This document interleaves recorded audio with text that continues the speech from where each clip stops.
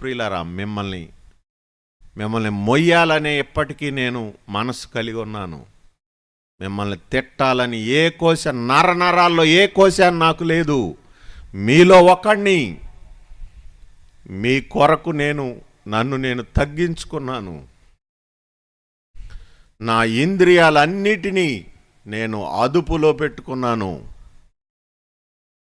మీ రక్షణ కోసం, మీ పిలుపుకు మీరు లోబడాలని, మీరు కూర్చున్న శాపగ్రస్తమైన స్థితిని వదిలి బయటికి వచ్చి దేవుని ధ్వజము, శిలువ ధ్వజం ఎత్తుకొని ముందుకు రావాలని నా నోటికి తాళం వేశాను. మీరేమన్నా సహించాను.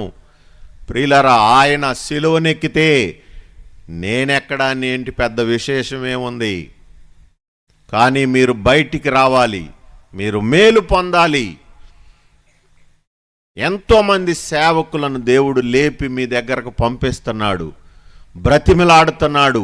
అది మీకు తేలికగా ఉండకూడదు, చులకనగా ఉండకూడదు. నరకం మీరు అనుకున్నంత తేలికగా ఉండదు. మండుచున్న పొయ్యిలో చేయబెట్టి చూడండి.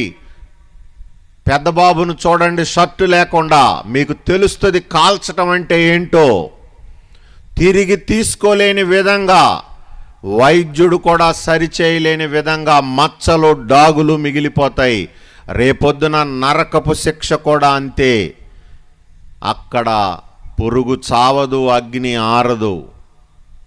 ఏమండి, మీరు లేకుండా పరలోకం వెళ్ళి ఏం చేయాలి?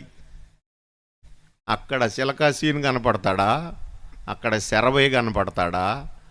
ఏమండి, అక్కడ మీరు లేకుండా నేనేం చేయాలి? వెళ్ళి